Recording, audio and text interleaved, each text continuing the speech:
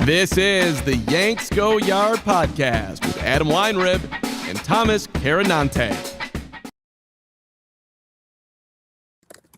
Welcome to the Yanks Go Yard podcast. I'm Adam Weinrib alongside Thomas Carannante. Now we can finally have a reasonable, fact-filled conversation about Alex Bregman. He is signed. Unfortunately, we can't have a rational conversation about Alex Bregman because he is signed with the Boston Red Sox. Red Sox are better now. Are they better than the Yankees? It's close. Some would say they are. If that person was to talk to me, I would not dispute that person. I would say, that's an interesting thought. Let's converse regarding that thought. We wanted Alex Bregman on the Yankees. We kept talking about, hey, maybe they can, I know it's a lot, but maybe they can find a way to finagle it and have a short-term deal work. And, you know, he's always worn Derek Jeter's number, and we know they don't want to give him a huge 8-year deal, but maybe stretch it out a little bit and lower the AAV, or maybe contract it and put an opt-out after year one or whatever. I thought the number would be like 26 million. 28 million, because he was waiting all this time that surely the number isn't going up. Well, he signed with the Boston Red Sox for $40 million for next year, including deferred money. I think it's like $33 million real-time cash.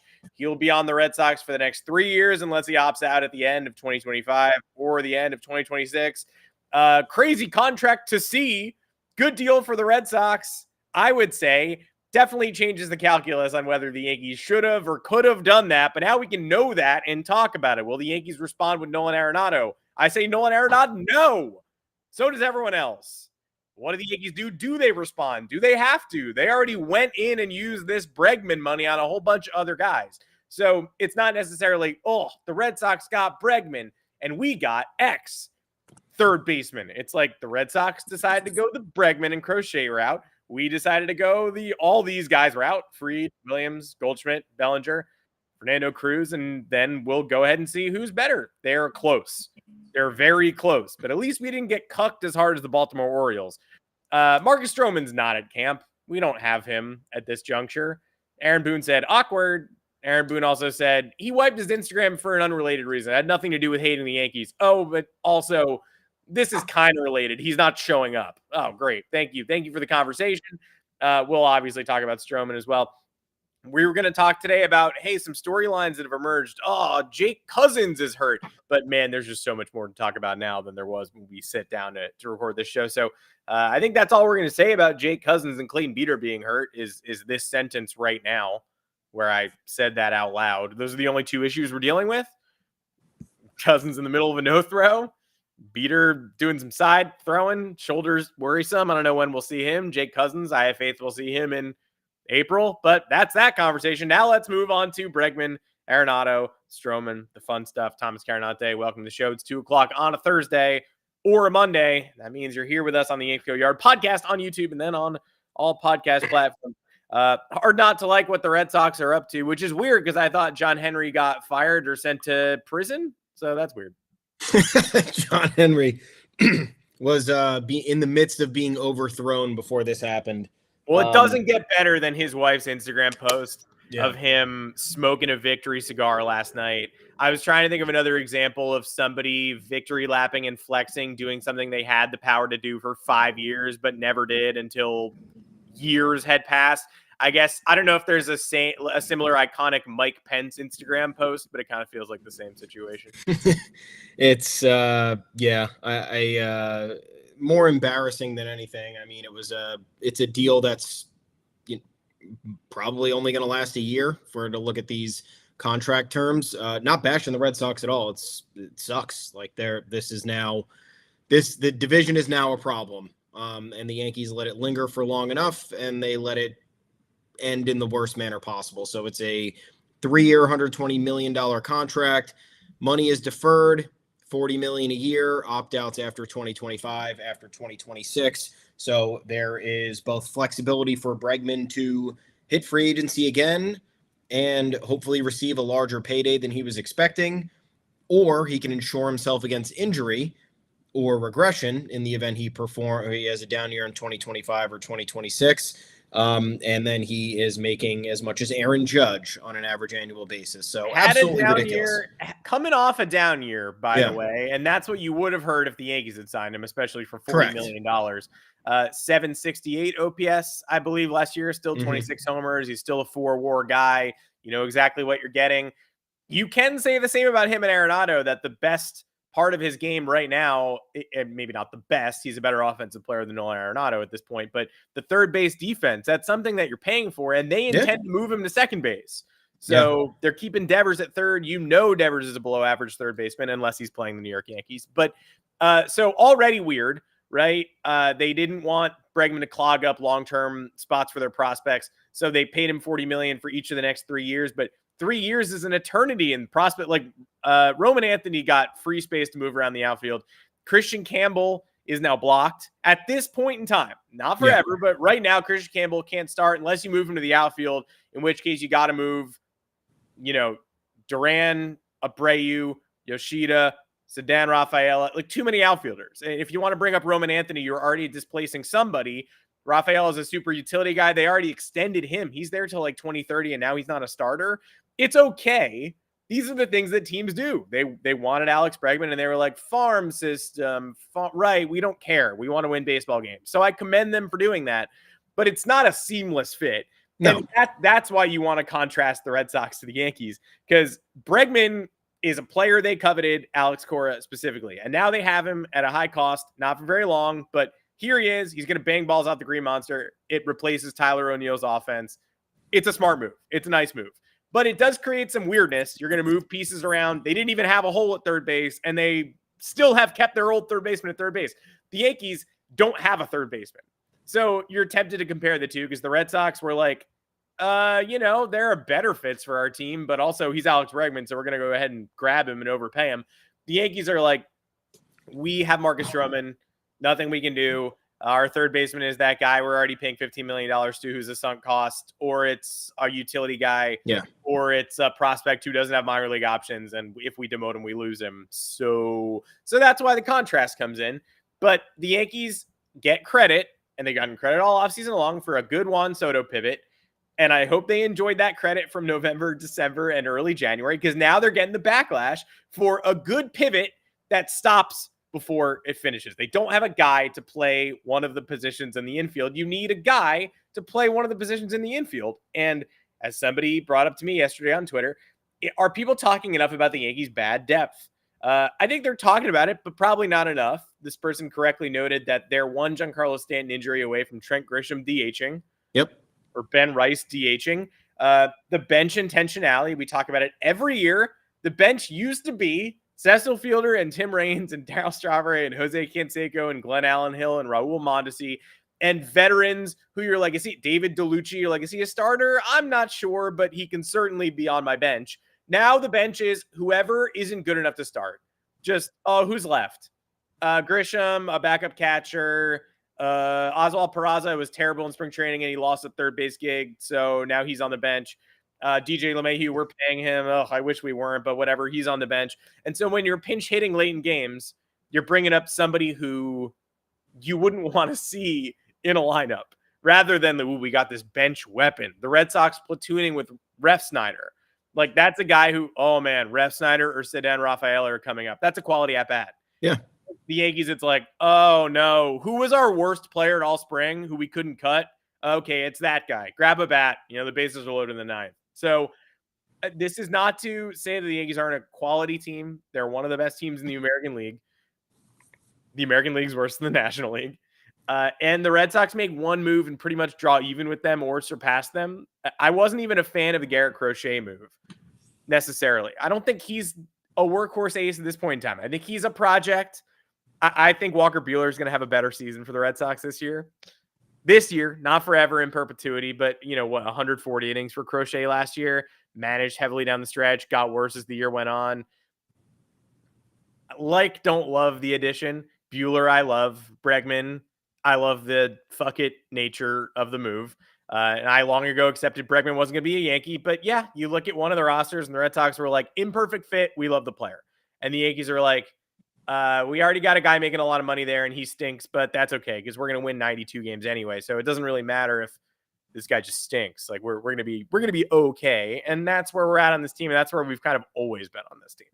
Well, yeah, and the frustrating aspect here is one, like you said, the Yankees had a lane to fill this, and they opted not to, and he went to a team that didn't need to fill this role, and the Yankees could have done maneuvering, right? Like the Red Sox deferred money here, the Red Sox met his demands for AAV. And the Yankees could have easily done that if they had converted some to a signing bonus, like what these other teams are doing. If the Padres are paying people $1 million to play for them next year. Like Nick Pavetta's contract is a 4-year, $55 million deal and a base salary next year of $1 million. Now, that's an extreme case, but look. It's not happening with someone like Bregman, but it's creative. Possible to do something. Give him a $20 million signing bonus with a $10 million base salary.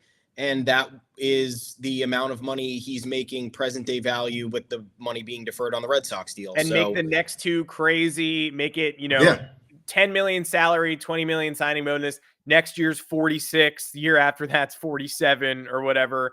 Probably opts out, maybe doesn't. Fenway is enticing. He wanted to be at Fenway. Yeah, smart. Understood. He's a smart man. He's a smart baseball player. He's a smart businessman. He knows his value. But there was certainly an opportunity for the Yankees to get creative and get involved at some point, because now you're stuck with us just refuting Nolan Arenado trade rumors for the trillionth time. They haven't even been connected to him by anyone except John Denton of St. Louis. And we would love John Denton to come on the pod because he seems to think Yankees and Cardinals talks are going to heat up. Buster Olney said today they've never talked. Jack Curry said no interest. Andy Martino said at no point was this an option for the New York Yankees. And here we are again having a podcast of like, should the Yankees get the 100 OPS plus guy from St. Louis with the bad back to respond to Alex Bregman's $40 million contract? In my opinion, no. And in their opinion, no. They're not talking to the Cardinals, but we have to talk about it again because they left third base vacant. And this is not the response you make. This would have been much like the possibility of the Yankees signing Pete Alonso while the Mets sign Juan Soto. Like you're not responding to the Red Sox signing Alex Bregman by getting the lesser option and the non-desirable option to fill the position when you, again, could have just paid a little bit more money, circumvented the competitive balance tax with either deferrals or signing bonus and gotten the better player. My whole thing here is that, did the Yankees need Alex Bregman? No. I mean, they need a third baseman. Yeah. Do they have options? Sure. Do they have flexibility? Yep. It all helps. But if you're sitting there and you know that the Red Sox are potential, I mean, they have to have ears to the ground, right? They got to know who has the inside track to Bregman. If you mean to tell me that nobody in the Yankees organization knew that the Red Sox potentially had that advantage with Bregman, because now you look at the deal, right?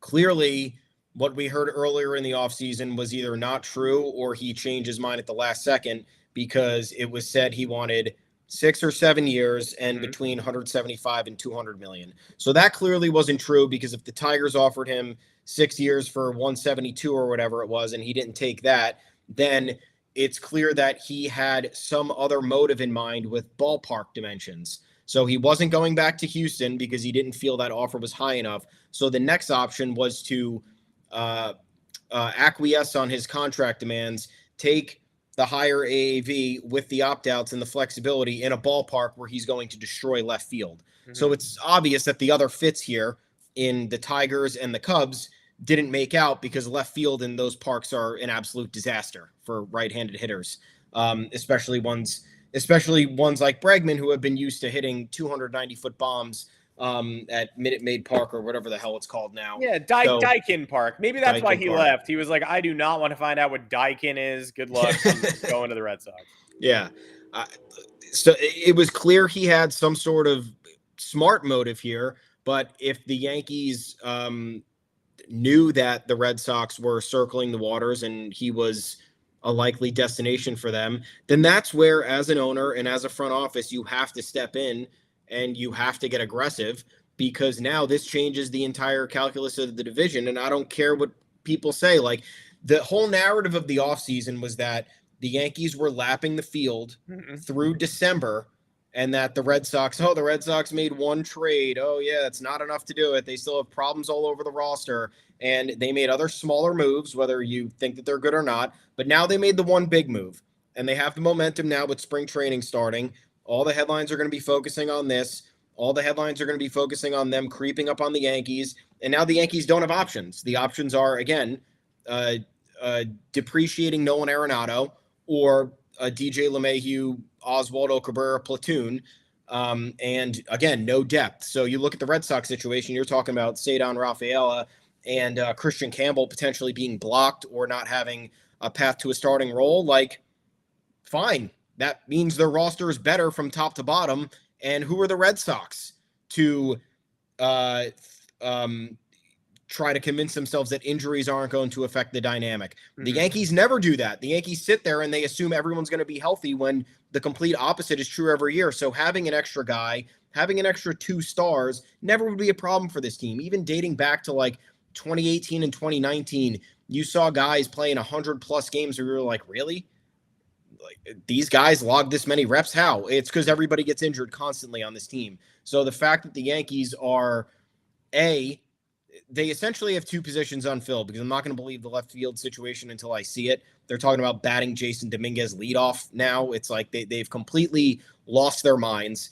They have nobody at third base, depending on what they're going to do with second base, I guess. Remember, they have below average hitters at shortstop, depending on how Austin Wells performs, behind the plate, I believe in him, but you don't know what's going to pan out there. And Jazz is just about average. And Paul Goldschmidt, jury's out. I think he's going to have a big year, but I mean, a lot of people don't. So I'm not going to sit here and pretend like that's a 115 OPS plus hitter that we're going to have raking for us in the middle of the order. Right now, the only constants are, I would say, Aaron Judge offensively, and I think you're going to get a solid year out of Cody Bellinger because he's overall a solid player outside of those 2 years that he was injured. And you're hoping for the best with a lot of these other guys, with Dominguez, with Volpe, with Wells, with whatever you're dreaming of at third base. So it's crazy to me how they are essentially viewing this as done, because if you look at even the trade options, there's nothing out there that's super enticing. And let's say there was something out there super enticing. Let's say there was a premier third base candidate that another team wanted to part with. The Yankees don't have anything to trade. They have nothing to trade unless they want to completely gut the top end of their farm system, and that's assuming the opposing team who is getting that return package believes in those prospects. And we've seen that not be the case many times with the Yankees making trades. So the problem here is 15-fold, whether it's you want to talk about the importance of filling third base, whether you want to talk about the Yankees letting a rival slip in and get this deal done and now make their path to winning the AL East even more difficult, whether it's refusing to circumvent the payroll tax, whether it's stopping making moves at some point because you either believe you should be done or you don't want to get too close up to the $301 million tax zone, the Cohen tax, or whether it's just, you are trying to prove a point, whether it's like, oh, we don't need all these players to win. We're good the way we are. It's like, you are, but also like you're watching the Mets blow by the luxury tax at the highest threshold for 4 years in a row now. You're watching the Dodgers, whether they won the World Series or not, because they did it the year before, sign and do deferrals and structure contracts bizarrely, whether that's okay for the long-term viability of the franchise or not. We're going to see what happens there, but the Yankees are not adapting to the new landscape in MLB, and now they've let the Red Sox catch up, and now they have to deal with this narrative for the next month. Yeah, with the propaganda machine drove all offseason, right? The Yankees are the best team in the American League because the rest of the league has been inactive. Yeah. But now that one team decided to step up and make a big statement and sign a top 5 free agent in the class and someone who is a luxury item, but a pretty good one. Now you can look at the Yankees and Red Sox, and the Yankees pitching is objectively a strength, and the depth there is great. And this is probably the best Yankees rotation we have ever seen, because even when the Yankees were great, they were doing, Jarrett Wright and Carl Pavano and Sean Chacon out there in the mid-2000s. Like, this team doesn't build that way, and this year they did. And the bullpen is full of names and wild cards. And I like Tyler Matzik, and I like Fernando Cruz. And I like the maneuvers they're making. They built up their pitching staff, and good for them. They can withstand something like a Jake Cousins injury or a Clayton Beeter injury. But offensively, I mean, you're right. The Red Sox preparing for inevitable injuries. Trevor Story is not going to play most of the season in all likelihood. Ceddanne Rafaela can play shortstop. Immediately, he can be your starting shortstop. The defensive metrics don't love him. He'll hit 270 with 20 homers. That's fine. For the worst defender in my lineup to do that offensively, he'll break even. It is what it is. They have offense first players across the diamond. The Yankees have defense first players, and we're going to see them match up, and we're going to see who wins out. Yankees pitching and defense, and the Red Sox offense. And by the way, the Red Sox also have pitching, just a little bit less. Yeah. I don't think the Red Sox, we had the comments saying the Red Sox are a fourth place team. I mean, in what world? They're better than the Orioles right now, in my opinion. That's what I was going to say. If we're going to cry about the Red Sox getting better, which of course we are a little bit, we need to at least victory lap the fact that the Orioles are shutting their own window for no apparent reason. Yeah. When did the Orioles window start officially? When they called up Adley Rutschman and they never lost a series again or whatever. Adley Rutschman was in the 50s on MLB Network's top 100 players that's been running for the past couple of weeks. In the 50s, that can't be where he has to be in the top 20 players in baseball for the Orioles window to be humming successfully. They're adding Dylan Carlson, Tomoyuki Sagano, Ramon Laureano. The Orioles are signing bench pieces. And Jackson Holiday came up and was pretty much a non-factor last year. Theoretically, should be better because you can't be worse. But what have the Baltimore Orioles done at any point that has intimidated us for 2 years other than promote prospects and weave them into the fabric of the team? They haven't been the best team in the American League since the end of the 2023 season when they went out with a playoff whimper. They did nothing to change that last year. They did nothing to change that this offseason. And the Red Sox went and took the reins. I think the Red Sox are at worst a second-place team in the division. I guess if everything hits for the Orioles and if the Yankees stay healthy, then the Red Sox could finish third. But the third-place team in the American League East could make the playoffs and should make the playoffs. I think the Red Sox are at worst a third-place team, but have the ceiling of a division champion. Mm-hmm. I don't think the Orioles have the ceiling of a division champion anymore, and that's their own fault. They have a ceiling of a division champion, again, if everything goes right for them, if their offense if everybody takes the right leaps on offense, and if they were the machine that they were 2 years ago, and if all of these marginal pitching additions end up, being high 3 ERA guys. So again, that's very Yankees-esque, hoping for the best and baking in fake improvements and elevations where you can't quantify it. You're just guessing and praying. So in terms of what the Red Sox are doing, like, you have to remember the ballpark factor here. Alex Bregman fits there perfectly. You want to look at like what they just did in a vacuum, right? What they do, they introduced Alex Bregman to the infield, and that is Vaughn Grissom's replacement. Yeah.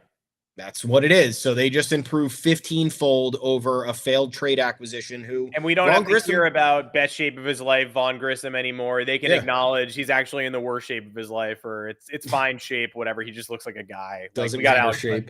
Yeah. He lifted a little bit this offseason, and now we don't care about it. He gained like 20 pounds. Now that was a story 2 days ago. Now it's not a story anymore because it doesn't matter what he does, and he could factor in to the plans, but he's now a bench guy, or I don't know if he has options left, but he could be a AAA guy. So the Red Sox just decided to get better and remove the element of uncertainty instead of what the Yankees have uncertainty when you look at many areas of the roster. And I think that with how Boston handled this and, whether they were uncomfortable going this far or whether the fit's imperfect with Bregman at second base, or whether you're potentially ruffling feathers with Rafael Devers if there is a projected move off third base.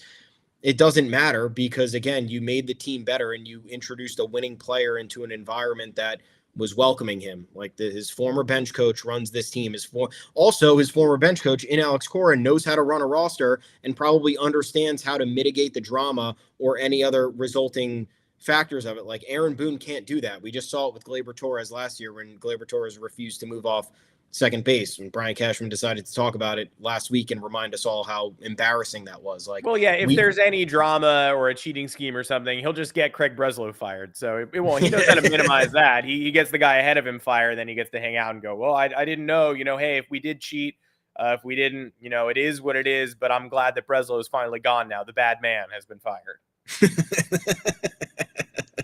Even though it follows me from town to town like a traveling salesman holding a fucking bucket. Yeah. But I mean, look, credit to him. He might be an insufferable power trip to work with, but he knows how to manage a roster. At least he knows how to get people in line. I know there's been some commentary. There was Rafael Devers calling out the front office for stuff like not upgrading the roster properly. There was Alex Verdugo clashing with Alex Cora. But what they do, they just got Verdugo out of here. They offloaded that problem onto us and they moved on, and they watched a number of their players that they had hoped for in Jarren Duran and Cedon Rafaela, in Connor Wong, in wasn't there somebody Tristan Casas. Like, they watched those guys get better and they now factor them into the equation, but they're also not married to them with playing 162 games. They're fine with moving one of those guys to the bench or using Rafaela between shortstop and center field when they need to, or not trusting that Tristan Casas is going to remain healthy for an entire 162 game season. So they're doing it right to some extent.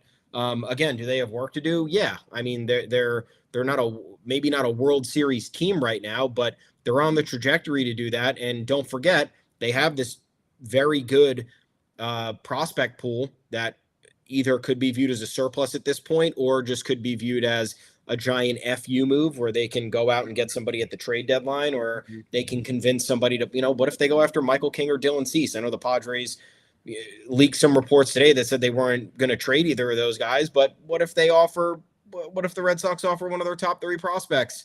It's the best farm system in baseball. That changes everything. So I would do it. They set themselves up to be flexible, whereas the Yankees have put themselves in a box. And look at the headlines. Look at the headlines. Like you said, Bregman stealing the headline momentum. The Red Sox were good. Now they're very good. They were a 500 team last year with way worse players. So it's not like they're coming out of nowhere. Yankee fans weirdly dismissive of them the last couple of years, probably because of the Mookie Betts trade, and also because Yankee fans are weirdly dismissive of Boston, even though they've consistently had the upper hand in the rivalry since 2004. Consistently. 2009 is a blip at this point. The Red Sox won the World Series. They have never gone previous to 2018 to 2024, which just happened. They have never gone 6 years without a title since 2004. 04 to 07, 07 to 13, the longest gap, 13 to 18, and now 18 to 24. Good job, no World Series, but that's the longest gap. The Yankees have one title in that span, and good for them, and I'm glad they have it, and it's made some awkward conversations a little bit less awkward. But when a game needs to be won between the Red Sox and Yankees, the Red Sox win it. When a playoff series has to be won, the Red Sox win it.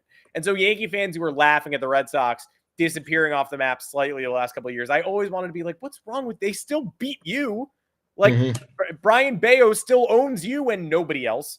So yeah, I think the Yankees and the Red Sox are pretty much neck and neck, and they're doing it in different ways. And I would probably rather be the Red Sox right now, especially because they're re-energized, and you look at their headlines. Yeah. What do we have going on over here? We're not filling third base, and Marcus Stroman isn't showing up, and that's fine. And I'm on Team Stroman for this. Pillory me. I don't care. So you're getting takes about Stroman showed up for his physical, and Stroman's agent said he's not working out. He'll take the physical, and he doesn't have to report until February 22nd. So guess what? He's not going to. And the Yankees absorbed that information, lied about it to us, didn't tell us that, said, his arrival's been awkward, but, we think he's we're getting him ready to pitch. Aaron Boone said, we're getting him ready to pitch. You aren't. You quite literally are not. He's not there working out. Also, what's the alternative? We're telling him not to get ready. To pitch. Yeah, we are telling him not to get ready. Do the opposite of a workout, which is what happened. He posted that he's on a boat today. Which, he did? Nice.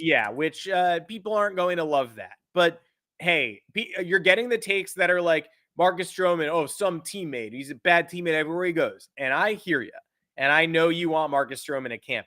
But also, do you? You're probably the same people who are like, he's got to get traded, never should have signed him. There's no way that there's a Venn diagram intersection of somebody being like, he's a bad teammate, we got to get him there because when he's there, he'll have a positive impact. No, all those guys are like, he sucks anyway, but he is a bad teammate. He should be at camp.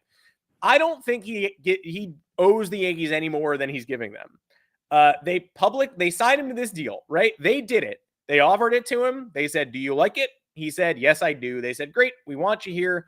There was even a Brian Cashman burying of the hatchet where they had a tete-a-tete last spring. Hey, sorry that I said your rotation's crap. I'm sorry that I said you wouldn't be a playoff factor. Do you want to come here? Of course I do. The Yankees were my childhood team. Great. Would love to have you. You know, you're a $20 million a year starter. How about 18 for 2 and then an option on a third? Great. It's a little bit of a discount, but I want to be a Yankee. Okay, fantastic. He's great in May last year, struggles down the stretch. The defense lets him down, but also he's awful at home all year. His ERA at home is terrible. He's left off the World Series roster, and it's the right call. He wouldn't have contributed in the World Series. The Yankees had plenty of guys who didn't get into the World Series. Dominguez didn't play, right? What role are you bringing Marcus Stroman in at that point in time as his arm is tiring? Right move by the Yankees. You can argue with the signing. I did last year. I got briefly energized by his excitement and then adjusted to the reality that I think they could have done better. But they made the move. They made the signing. They paid Marcus Stroman the money. After the year where Stroman was fine, he was totally fine. He wasn't an ace. He was Marcus Stroman. He was a pretty good pitcher. Better infield defense behind him would help. Home ballpark didn't seem to help him out very much. It's totally fine. He could be your 5. The Yankees decided we'd like to upgrade. That's their right. They can do that. They signed Max Fried. Now they have a better 5-man rotation and Marcus Stroman's not in it. They did not trade Marcus Stroman. He's still here. They refused to eat the amount of money necessary to trade him, which is probably most of the $18 million, considering there's a vesting option for next year, a player option if he throws 140 innings. He's not going to throw 140 innings with the Yankees. He would have a role here. Someone's going to get hurt. He's going to take starts. He's going to be a swingman. He's not going to get to 140 innings unless a starting pitcher is out for the year, which could happen, but it's probably unlikely they'd go with Stroman. They'd probably make a trade at the deadline if that happened. Either way, I don't think he's reaching 140 here. So no role, not the role he wants. Yankees say the Yankees are telling him with their actions, we'd rather have other people in the rotation. The Yankees are saying we won't spend on the roster because of your stupid money that we gave you. Oh, I can't believe that you took that money that we gave you. Now we can't upgrade the roster. It's your fault. No, it's the Yankees' fault that they're capping themselves. And Stroman apparently doesn't owe them any workouts until February 22nd. I would work out. Because I'm a baby, I would come and I would grovel and I would say, sorry, I'm going to work out. But Marcus Stroman doesn't owe them shit until February 22nd. They regretted the contract they gave him and are now trying to welch on it by trading him away, but not eating enough of the money to make him go away. And now he doesn't have a position here. And they're letting him be the fall guy for the fact that they don't have a third baseman when it's their fault that they won't extend themselves beyond the money that they willingly paid him. Yeah. So bad teammate. I mean, it's not a good look, but it's a worse look on the Yankees end for limiting themselves. It's a worse look on the Yankees end for sending Aaron Boone out there to say, you know, Stroman wiped his Instagram and unfollowed us, but that's actually unrelated to his dissatisfaction with the team. You know, it's really just sort of an every year purge he does. He just wants to get his chakras aligned before camp. No, he didn't show up to camp. He hates you.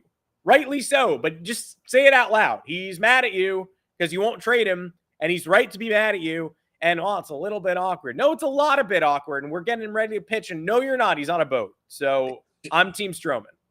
Absolutely, and it's just Bush League behavior, again, by an organization that prides itself on thinking they don't behave in a Bush League manner. And our rival is signing Alex Bregman. We have Bush League lying going on. It's look at the dichotomy there, the juxtaposition, however you want to call it.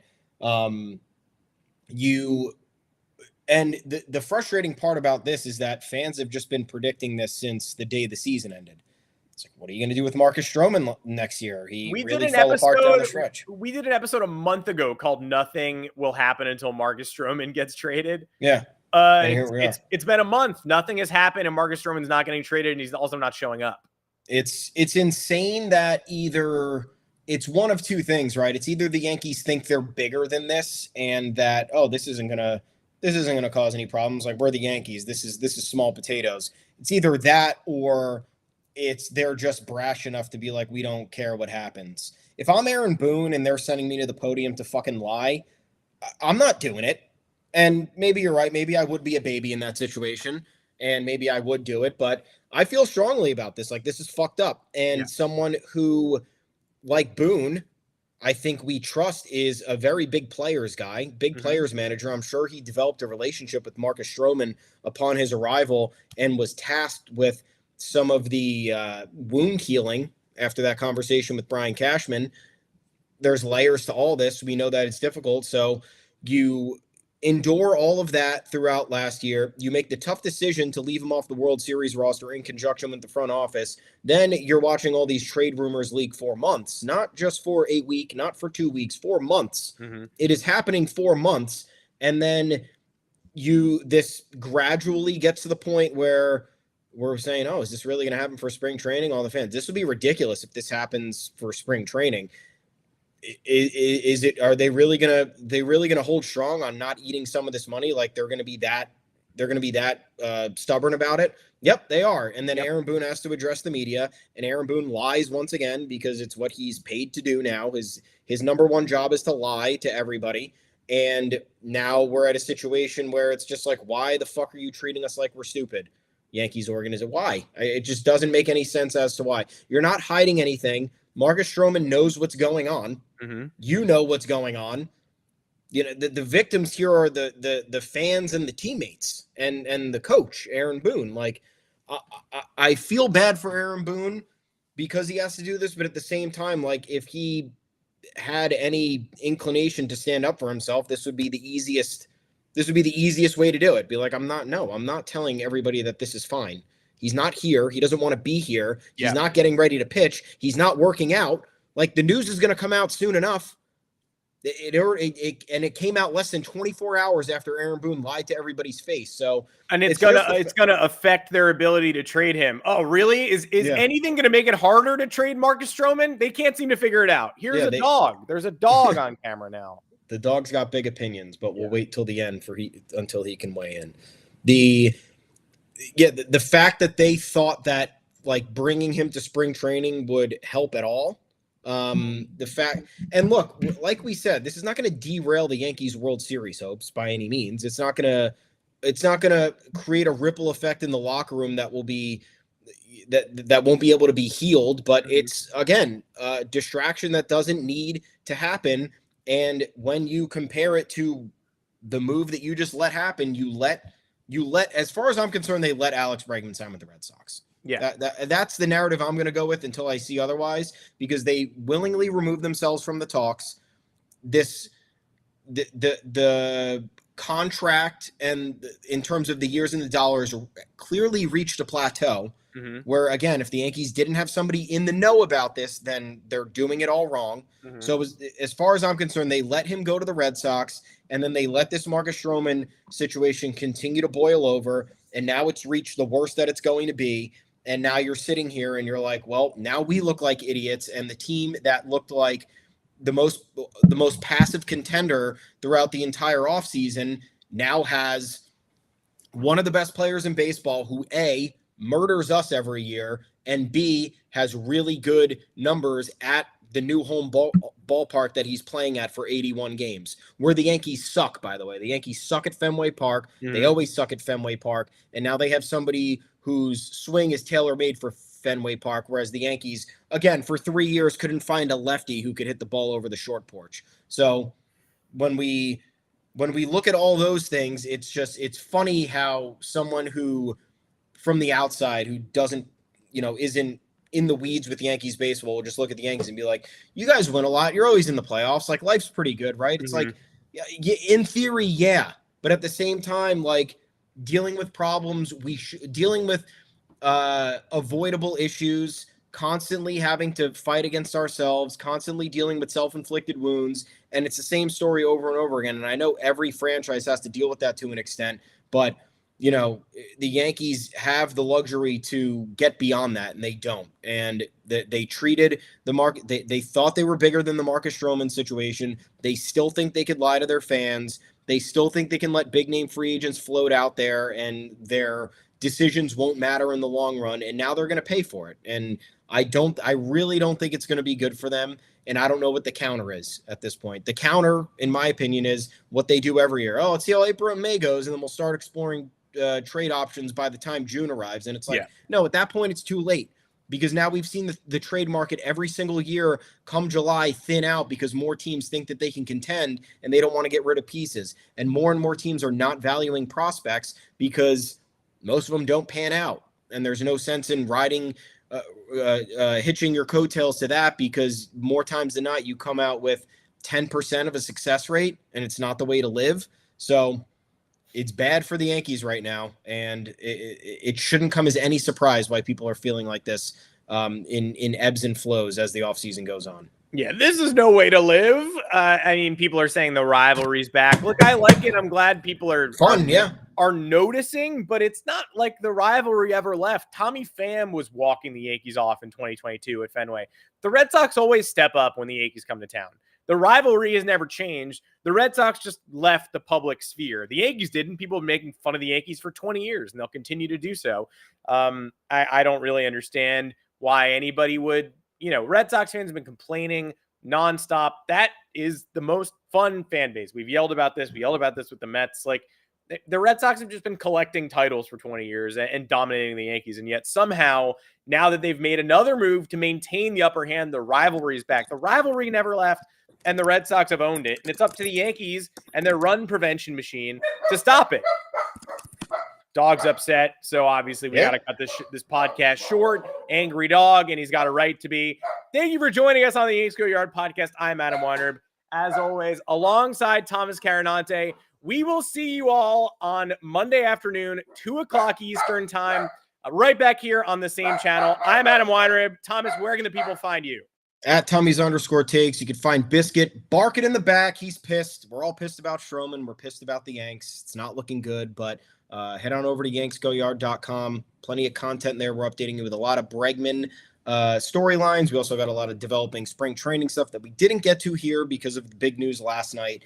Appreciate you guys tuning in. We'll talk to you on Monday, 2 p.m. Eastern live right here. Enjoy your weekend. Let's go Yanks, I guess. I don't know. We'll see you soon.